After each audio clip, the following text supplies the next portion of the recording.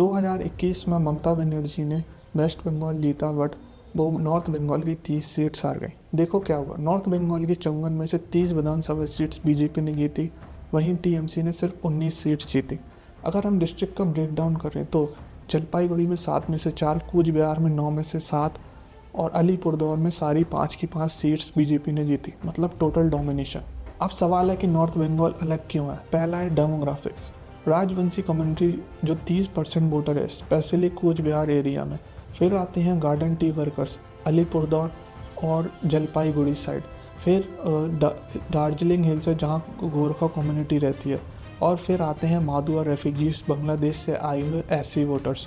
दूसरी बात लोकेशन, ये एरिया बांग्लादेश से बॉर्डर लगाता है तो इन्फिल्ट्रेशन का इशू है, और ये असम से भी बॉर्डर लगाता है जहाँ से एनआरसी का डर रियल है।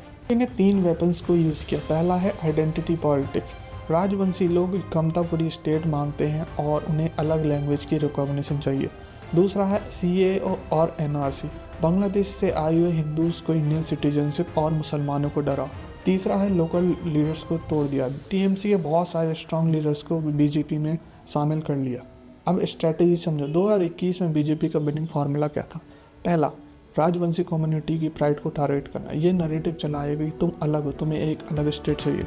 दूसरा, टी गार्डन वर्कर्स को वेज हाइक और बेटर फैसिलिटीज़ का प्रॉमिस। तीसरा, सीए इम्प्लीमेंट करेंगे, बंगाली हिंदू रिफ्यूजीज़ को सिटीजनशिप देंगे, ये प्रॉमिस किया। चौथा, टीएमसी के लीडर्स को बीजेपी में शामिल किया।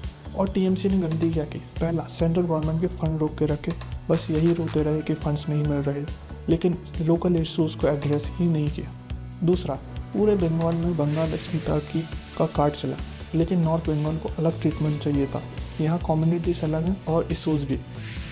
और साथ ही ये बात भी ध्यान रखनी होगी, 2019 के लोकसभा चुनाव में बीजेपी ने यहाँ से सभी की सभी 7 सीट्स पर जीत हासिल की थी, और ये मोमेंटम 2021 के विधानसभा चुनाव तक कंटिन्यू रहा, और टीएमसी ने इसे ढंग से काउंटर तक नहीं किया। 2026 का गेम प्लान क्या है, देखो, अभिषेक बनर्जी नवंबर से ही पूरे नॉर्थ बंगाल पे टूर पर हैं, और उन्होंने अभी तक 6200 पार्टी कैंप लगाए हुए हैं पूरे स्टेट में।